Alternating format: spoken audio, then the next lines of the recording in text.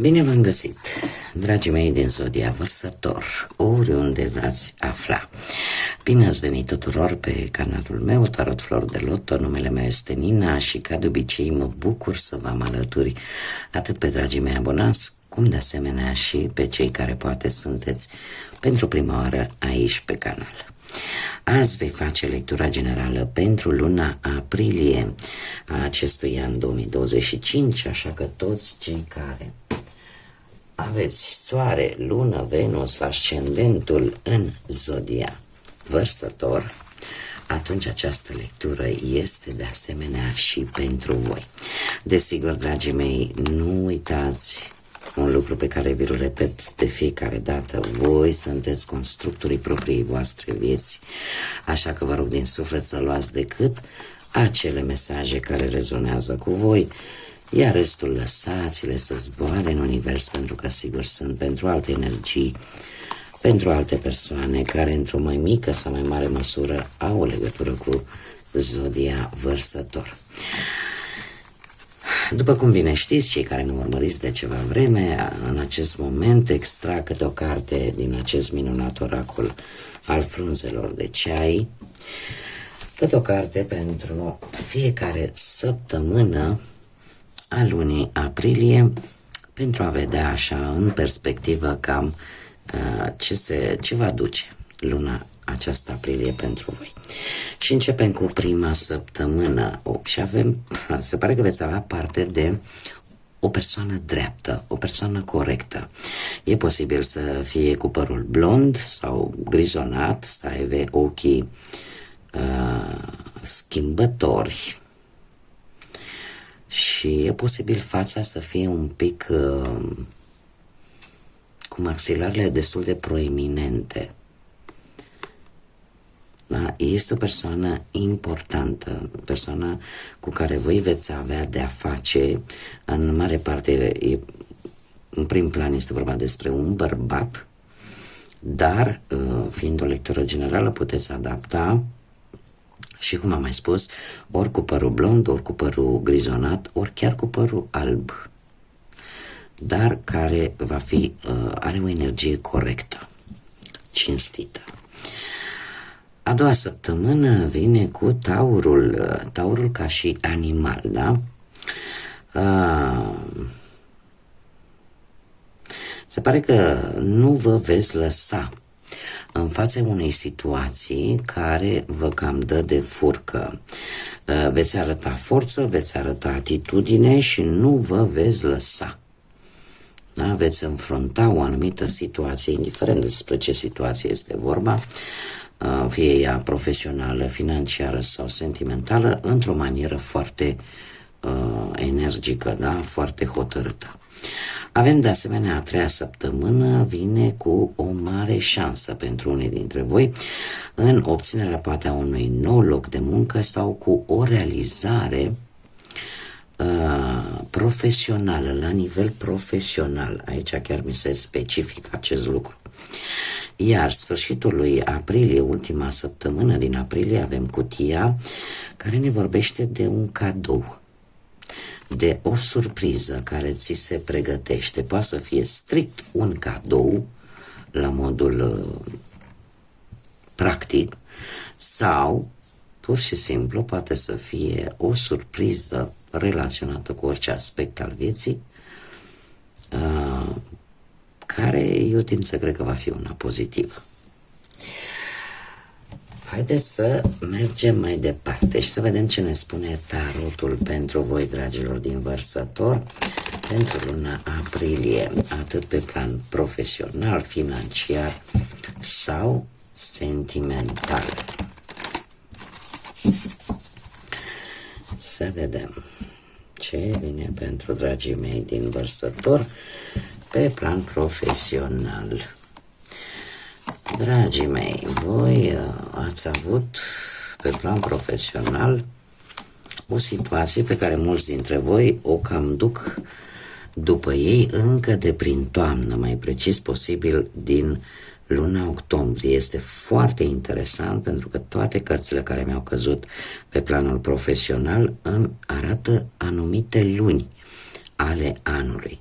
La voi ați avut o dorință, e cartea care vă și reprezintă, este arcanul major care vă reprezintă și trebuie să vă spun că toate sunt arcane majore, deci lucruri importante se vor întâmpla pentru voi din punctul ăsta de vedere profesional în luna lui aprilie.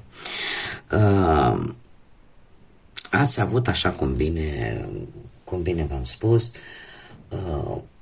posibil ați așteptat, poate o avansare, poate să obțineți un job foarte bun încă de ceva vreme. Cum am mai spus, unii dintre voi poate chiar din octombrie anul trecut sau din toamnă, de pe acolo, tot ați așteptat să se întâmple ceva pozitiv pentru voi.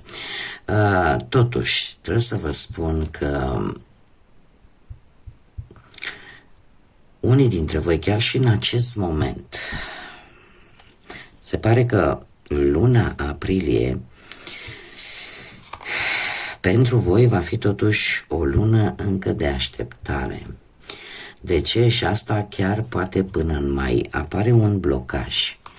Dar e un blocaj pe care eu aș zice că voi l-ați provocat. De ce?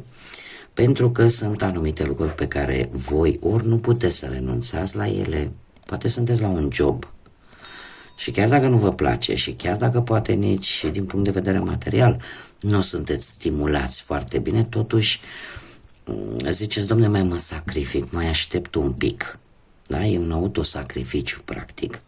Renunțați cumva la propria voastră voință pentru până când veți vedea lucrurile un pic diferit. Mi se pare că lucrurile parcă nu sunt foarte clare și atunci e posibil tocmai ca sacrificiul vostru să se mai prelungească chiar până în luna lui mai a acestui an.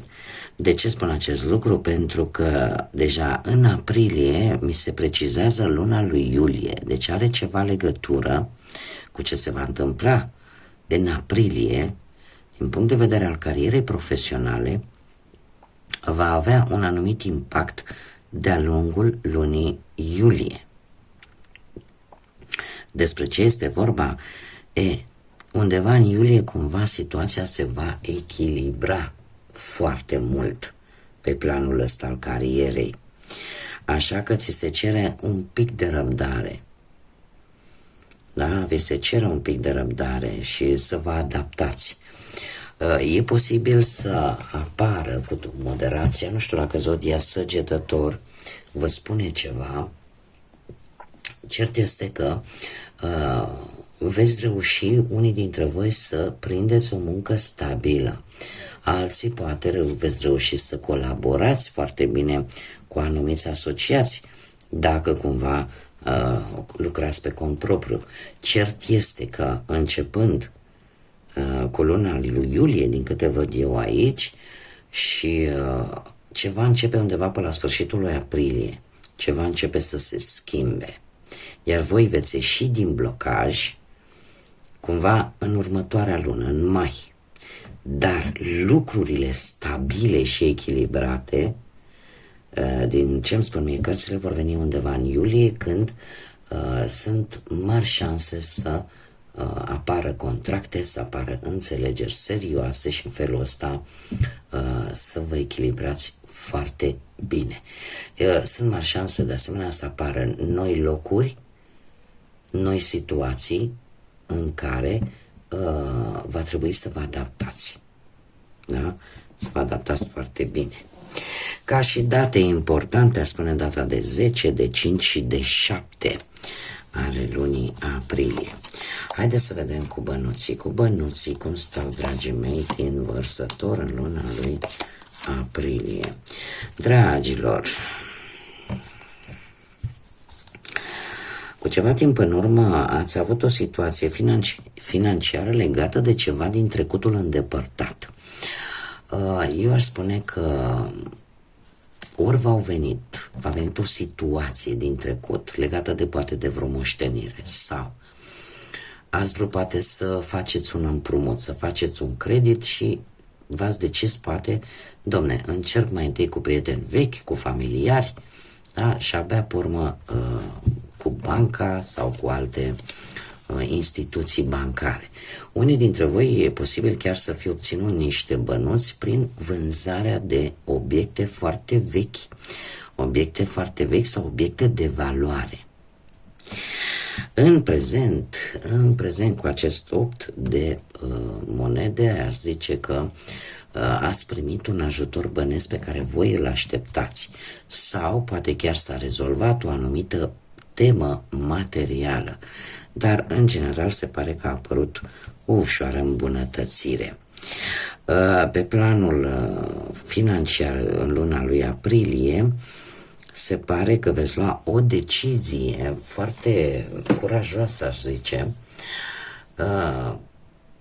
pentru că lucrurile se vor îmbunătăți din punctul ăsta de vedere financiar. Și e posibil, nu știu, faceți voi ceva, vă puneți la plan cu ceva, pentru că veți aștepta un răspuns, dar va fi un răspuns pozitiv și în felul ăsta lucrurile se vor îmbunătăți pe planul material. Ca și date importante, data de 8, data de 18, 16, 3 și 9. Dacă nu reprezintă date, pot reprezenta anumite numere importante pentru voi. Haideți să vedem pe plan sentimental pentru cei care sunteți într-o pereche. Foarte interesant, dragilor, nu știu dacă perechea voastră are vreo legătură cu zodiile de apă, rac, pești sau scorpion. Cert este că mie mi-apare aici cineva foarte înțelept, foarte echilibrat, foarte logic, o persoană care, cum să spun eu, indiferent cât de dificilă poate fi situația în relație, e o persoană care își menține calmul. Da? Și e posibil să fie ca perechea voastră, să fie o persoană mai în vârstă decât voi, dar e o persoană destul de tolerantă și destul de diplomată atunci când e vorba de conflicte. În acest moment aș spune că cu acest 6 de monede aș zice că există armonie, există un echilibru karmic între voi și există foarte multă compasiune. Iar, mare atenție, luna aprilie, pentru unii dintre voi care încă sunteți decât în relație, în tatonări, da? Nu s-a vorbit de căsătorie, nu s-a vorbit de nimic de genul, s-ar putea să vină și o cerere de căsătorie, dar pentru unii acest 4 de bâte poate să vină și cu un botez, cu o veste care să vă aducă bucurie în relație. Da, indiferent despre ce vorbim, va fi un eveniment plăcut la nivel relațional. De asemenea, avem 11. Asta ce înseamnă? Numărul 11 este un număr maestru și ne vorbește de conexiune foarte bună, în special cu divinitatea. E ca și cum divinitatea, universul, creează o atmosferă foarte benefică în ceea ce privește relația voastră. Așa că lucruri bune. Ca și date importante, aș spune data de 8, care se repetă, data de 11, care este foarte importantă, și data de 14. Mergem mai departe, cei care sunteți singurei în urma văduviei, poate a unui divorț, a unei separări sau pur și simplu poate nu v-ați găsit jumătatea până în acest moment. Dragilor, nu știu, aici e multă lume. E multă lume și voi nu sunteți, ca să zic așa. Am 3 energii care trebuie dezbătute. Cu ceva în timp în urmă, orică ați avut o conversație sau ați încercat poate să începeți poate o relație cu cineva dintr-o zodie de pământ, Taur, Fecioară sau Capricorn,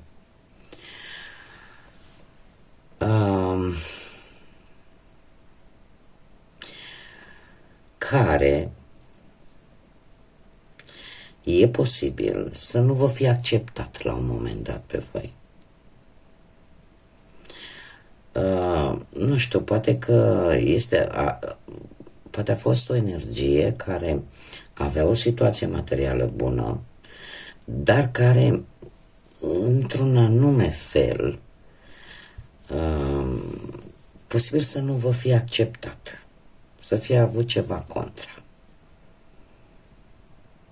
Acum, în prezent, îmi apare o altă energie, o energie de foc, de data aceasta, Berbec, Leu, Săgetător, care eu aș spune că are anumite sentimente de grijă, de protecție vis-a-vis de voi. Și luna lui aprilie va fi o lună în care se va lua o hotărâre foarte decisivă sau foarte hotărâtă, pur și simplu. Deci, carul, care reprezintă zodia Rac, deci avem zodii de pământ, le repet încă o dată, Taur, Fecioară, Capricorn, zodii de foc, Berbec, Leu, Săgetător, și mai avem zodia Rac, care ne vorbește de determinare, de foarte multă hotărâre și foarte multă determinare. E posibil să existe un dezinteres față de cineva sau invers, cineva față de voi, așa cum bine am văzut. Dar ar fi bine să se spună aceste lucruri, să nu se piardă timpul cu așteptări. Indiferent că e vorba de voi, indiferent că e vorba de altcineva. Trebuie să vă mai spun un lucru. Aceste două energii se cunosc. Mie asta mi-arată cărțile. Și sunt de același sex.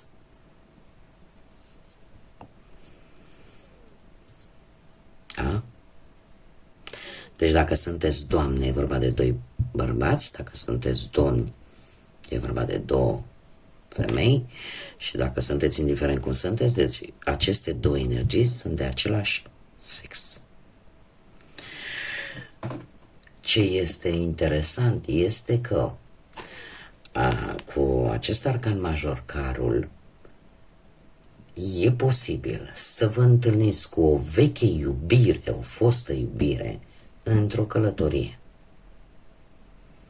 Și mai vine cu o informație foarte importantă: cineva de la distanță încă se va gândi la voi, sau încă se gândește la voi chiar și în luna lui aprilie. Dar aici va veni, cum să spunem, se va lua o hotărâre. Se va lua o hotărâre și veți fi foarte determinați, ori voi să-i spuneți, știi, nu mă interesează persoana ta, ori persoana respectivă să vină să vă spună, știi, din păcate,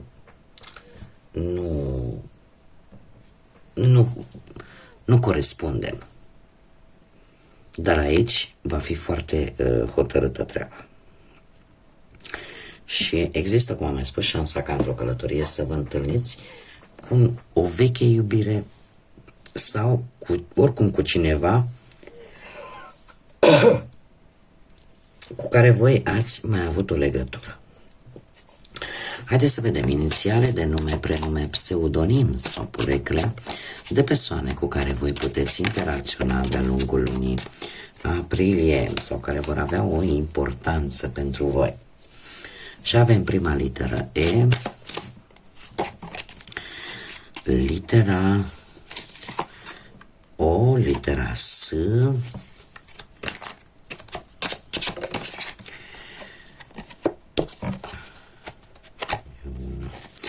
litera N,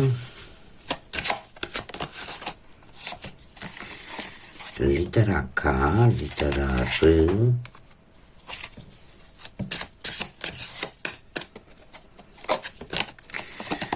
litera D și litera B.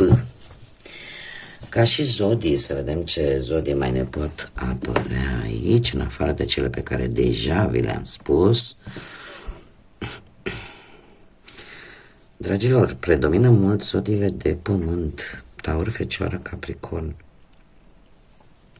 și de asemenea cele de aer, Gemeni, Balanță, Vărsător, Cap și voi. Haideți să vedem ce ne spun zarurile astrologice pentru voi, dragii mei, din Vărsător în luna lui aprilie.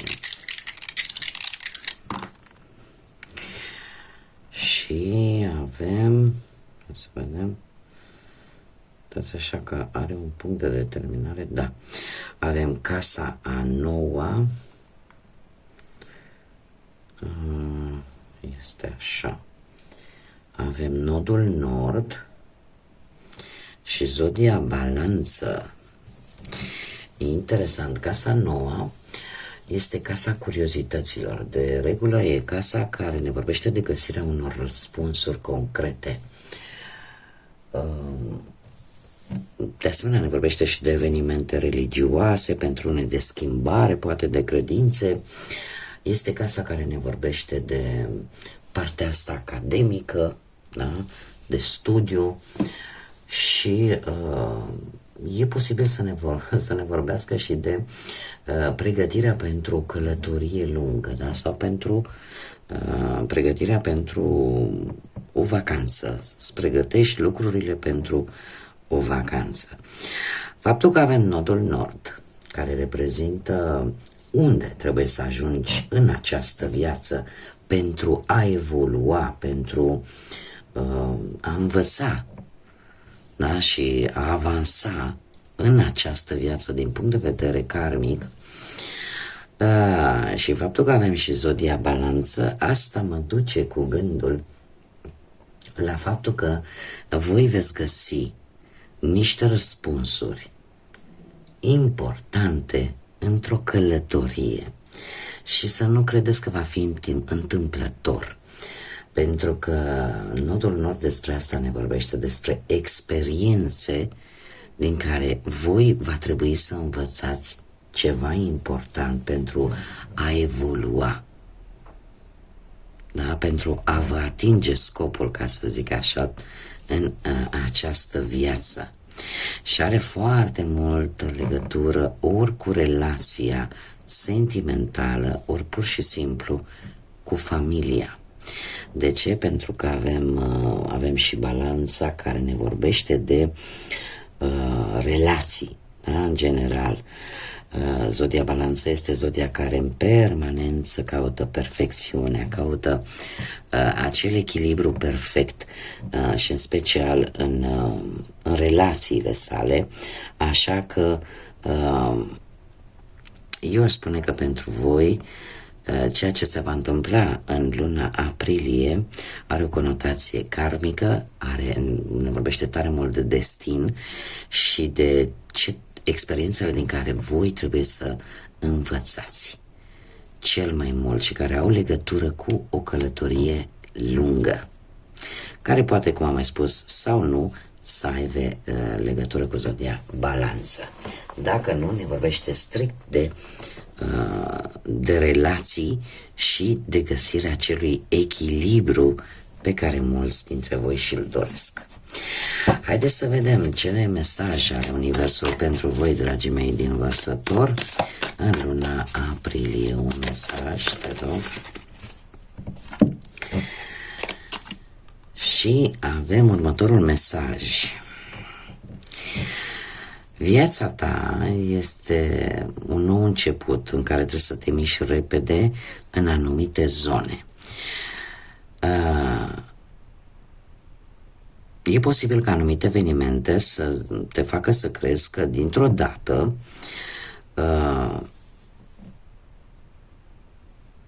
te vor ține un pic pe loc. Dar tu mișcă-te, lasă-te purtat de curent, de ceea ce vine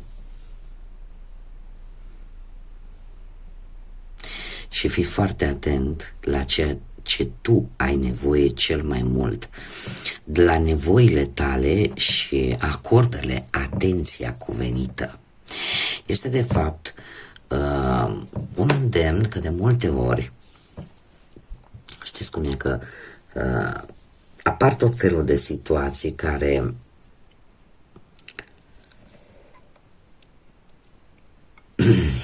ne ocupă timpul, anumite evenimente care apar brusc așa în viața noastră și lucrul ăsta ne blochează un pic.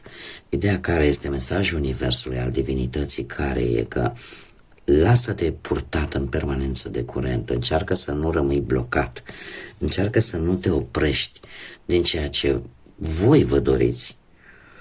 Da? Și încercați poate să puneți și necesitățile voastre, și nevoile voastre, și ceea ce voi vă doriți, indiferent că sunt lucruri poate mărunte, acordați-le atenție. Nu le neglijați.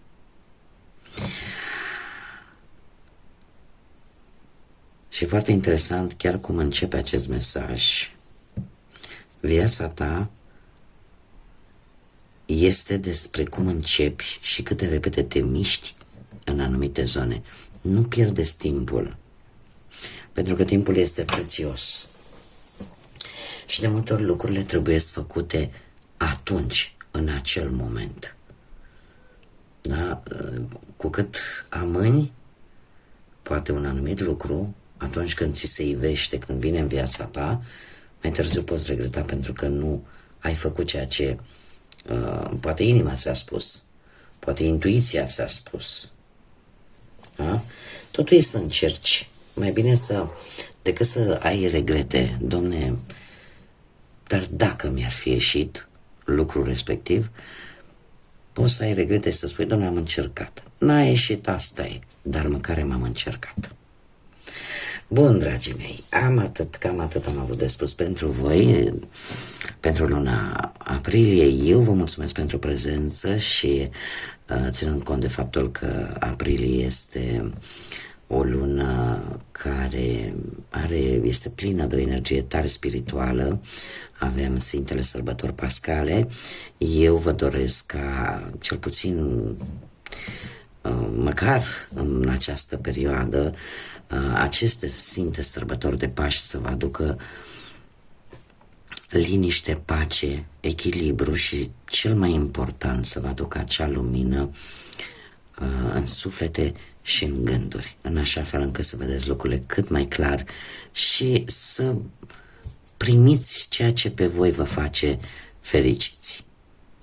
Așa că până data viitoare când ne vom reîntâlni la o nouă lectură, eu vă doresc tot binele din lume și desigur să fiți iubiți, dragilor.